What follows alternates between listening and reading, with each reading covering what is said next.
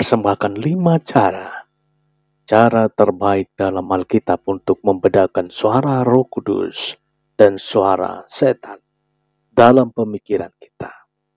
Pada mulanya dalam Kejadian 1 ayat 26-27. Manusia diciptakan menurut gambar dan rupa Allah, yang artinya manusia diciptakan dan dianugerahi oleh Tuhan dengan pikiran dan hati nurani, agar manusia bisa berkuasa atas segala makhluk lainnya. Selanjutnya, dalam Kejadian 3, Alkitab mencatat bagaimana kejatuhan manusia ke dalam dosa. Untuk pertama kalinya, bermula pada saat Hawa lebih mendengarkan suara setan daripada suara Tuhan. Waktu itu Tuhan berbicara dan memberikan perintah kepada manusia pertama. Semua pohon dalam taman ini boleh kamu makan buahnya dengan bebas. Tetapi buah pohon pengetahuan tentang yang baik dan yang jahat itu, janganlah kau makan buahnya. Sebab pada hari engkau memakannya, pastilah engkau akan mati. Akan tetapi ada setan berbentuk ular yang berkata kepada Hawa, sekali-kali kamu tidak akan mati.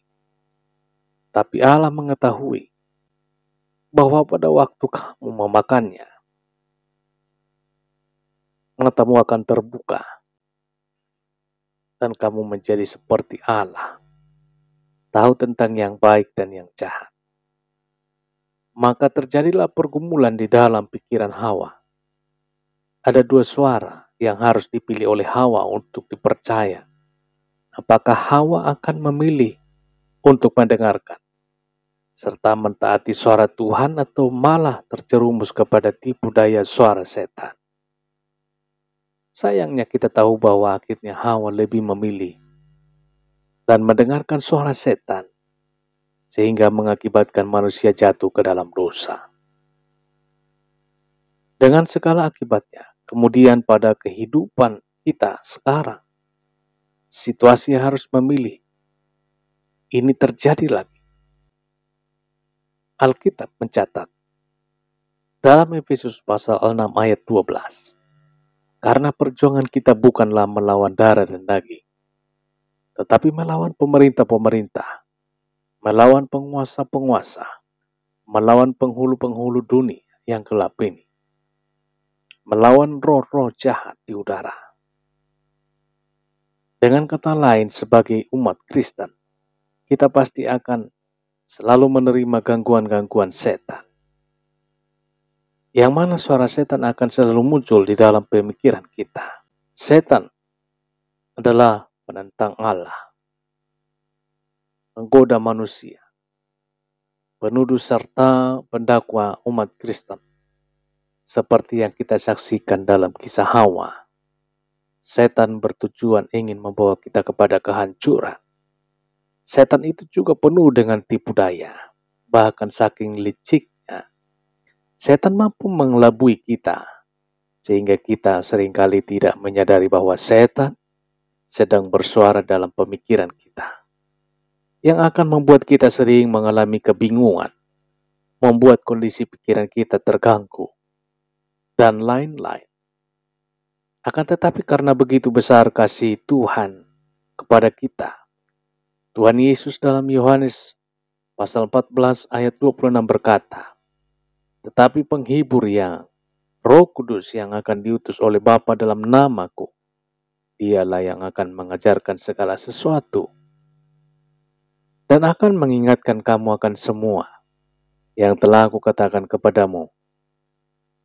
Lewat ayat ini, Tuhan berjanji akan selalu menyertai kita, yaitu melalui Roh Kudus yang adalah Tuhan. Ketika kita menerima Roh Kudus, yaitu Roh kebenaran, kita akan terus diajar dan dibimbing. Dibimbing oleh Roh Kudus lewat suara-suara di dalam pemikiran kita, yang jika kita dengarkan dan mentaatinya, akan membuat kita berkenan di hadapan Tuhan. yang akan membawa kita ke dalam kehidupan yang berkemenangan. Sebagai anak Tuhan yang sejati, yang dewasa rohaninya dalam dunia ini, jadi peperangan rohani terbesar mungkin akan terjadi dalam pemikiran kita. Di satu sisi ada suara Roh Kudus yang harus kita dengar dan taati, dan di satu sisi ada suara setan yang harus kita tolak dalam nama Tuhan Yesus. Lalu bagaimanakah kita mengenali perbedaan suara Roh Kudus dan suara setan? Berikut adalah 5 cara di dalam Alkitab yang dapat kita pahami untuk mengetahui perbedaan suara Roh Kudus dan suara setan yang bersuara dalam pemikiran kita. Yang pertama, kita harus mengenal karakter Tuhan beserta jalannya. Dalam Yohanes 10 ayat 27, Tuhan berkata, "Domba-dombaku mendengarkan suaraku, dan aku mengenal mereka, dan mereka mengikut aku." Langkah pertama untuk mengetahui perbedaan suara Roh Kudus dan suara setan adalah dengan mempelajari karakter Tuhan lewat Alkitab, dengan rutin membaca Alkitab kita. Lama-kelamaan akan mengenal karakter Tuhan beserta jalannya. Bahkan lewat Alkitab pun dapat mengenal karakter setan. Juga ketika kita sudah memahami bagaimana karakter Tuhan dan karakter setan, kita akan mampu mengenali suara-suara yang muncul dari pikiran kita. Apakah itu suara Roh Kudus yang sedang berbicara atau iblis yang sedang bersuara? Dari situ kita harus memilih untuk mendengarkan suara Roh Kudus dan segera mengusir suara setan. Ketika kita membaca Alkitab, kita harus sambil menghayatinya. Kalau perlu, kita bisa membacanya sambil bersuara pelan agar kita lebih menghayatinya. Kalau kita sungguh-sungguh dalam membaca Alkitab, kita akan mendapati bahwa karakter Tuhan itu luar biasa baik, penuh kasih karunia, tidak meninggalkan kita, karena akan kasih setia kekal, penuh belas kasihan, memberi sukacita, gunung batu perlindungan kita, bahkan kasihnya kepada kita sungguh luar biasa, karena Tuhan Yesus mati bagi kita untuk menebus segala dosa kita. Dan kita akan terus menemukan karakter Tuhan lainnya. Sedangkan karakter setan berlawanan dengan karakter Tuhan. Haleluya. Yang kedua, memahami bahwa iblis mendakwa kita sedang Roh Kudus itu menegur. Dalam Wahyu 12 ayat 10 tertulis, "Dan aku mendengar suara nyaring di surga berkata, sekarang telah tiba keselamatan dan kuasa dan pemerintahan Allah kita dan kekuasaan Dia yang diurapinya, karena telah dilemparkannya ke bawah pendakwa saudara-saudara kita yang mendakwa mereka siang dan malam di hadapan Allah kita."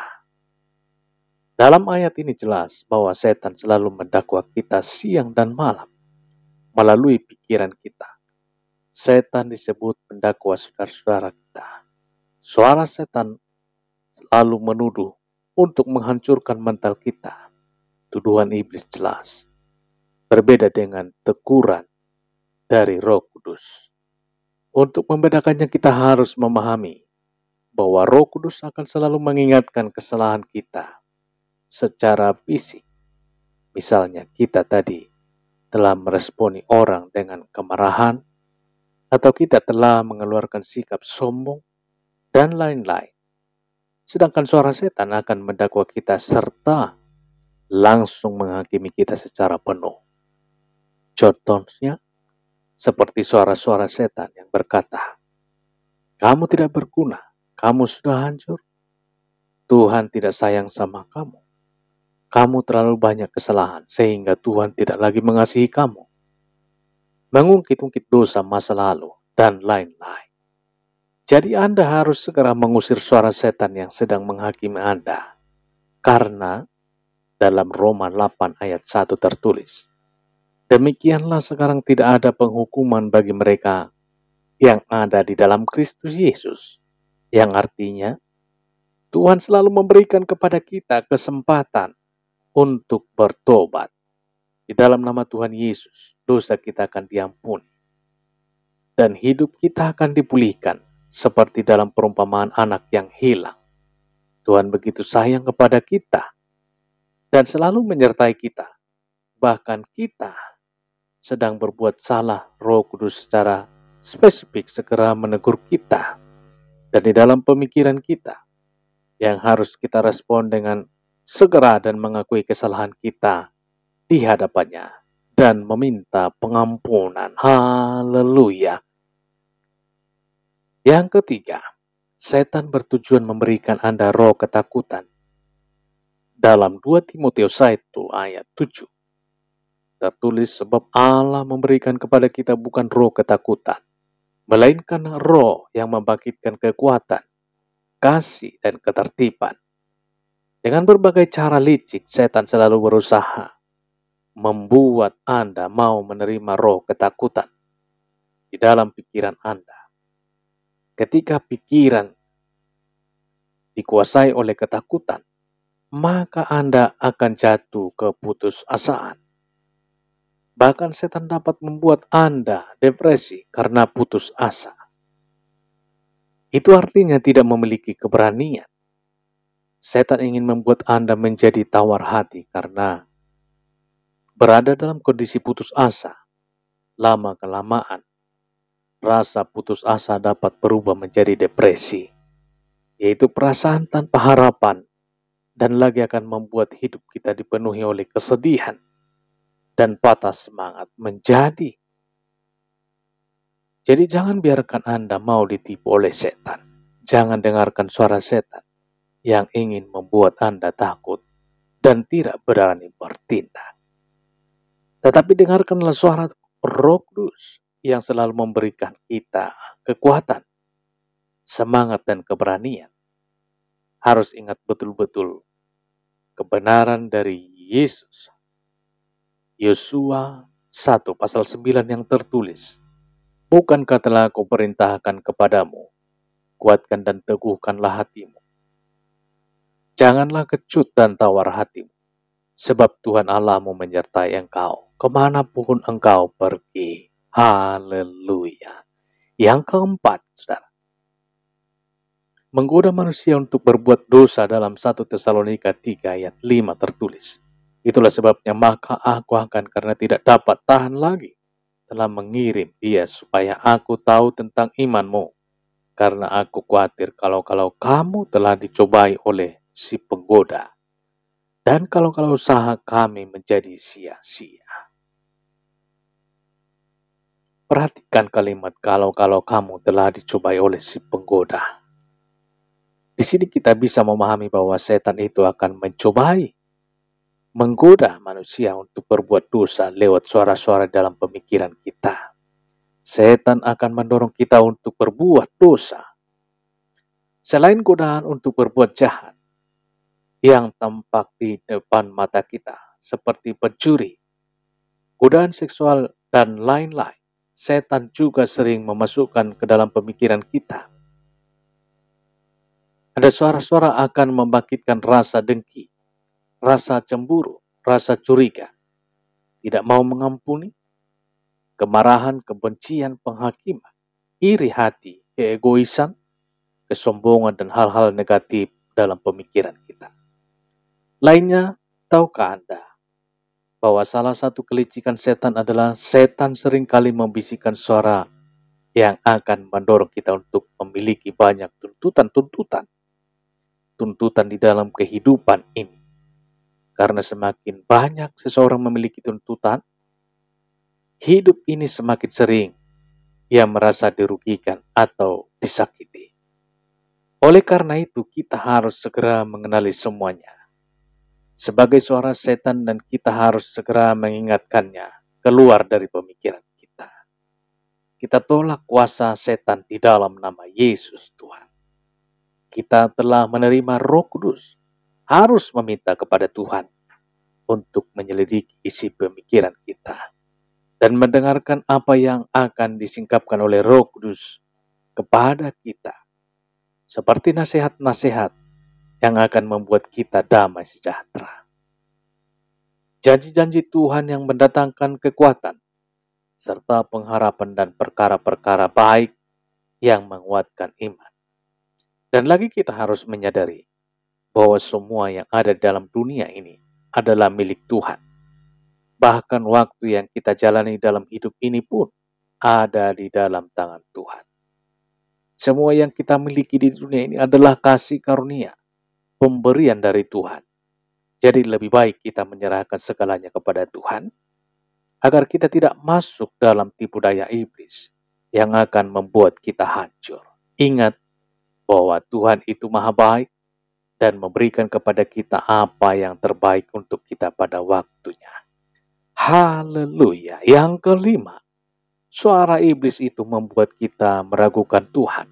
1 Korintus 2 ayat 14 tertulis, tetapi manusia duniawi tidak menerima apa yang berasal dari Roh Allah, karena hal itu baginya adalah suatu kebodohan dan ia tidak dapat memahaminya, sebab hal itu hanya dinilai secara rohani.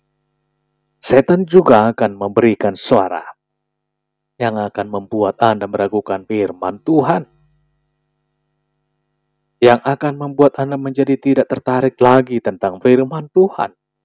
Dengan liciknya setan bisa bersuara bahwa lebih baik memperhatikan kehidupan yang tampak di depan mata, seperti masalah-masalah yang sedang dihadapi, atau kenyataan-kenyataan yang tampak di depan mata, sehingga membuat kita beranggapan bahwa hal-hal rohani hanyalah hayalan belaka. Lebih baik memperhatikan kenyataan yang ada di depan mata kita.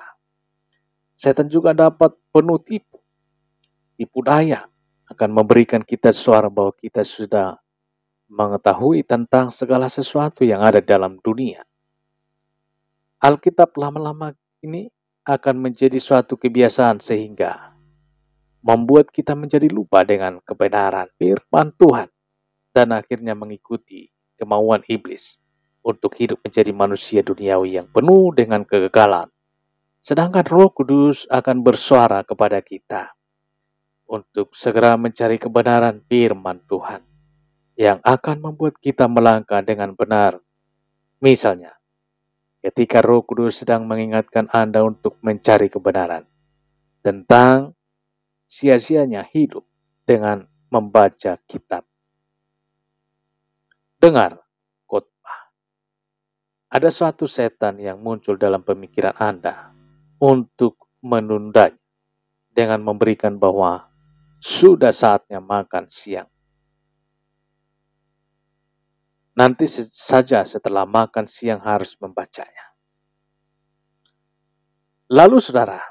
Lalu ketika Anda menuruti suara setan itu, setan akan lagi berusaha memberikan suara agar Anda menunda-nunda lagi, sehingga lama-kelamaan Anda lupa bahwa tadi Roh Kudus sedang mendorong Anda untuk membaca kitab, untuk membaca Alkitab, untuk membaca firman Tuhan. Nah, saudara, ayo kita harus memahami bahwa segala keberhasilan dalam hidup di dunia dimulai dari mencari kerajaan Allah.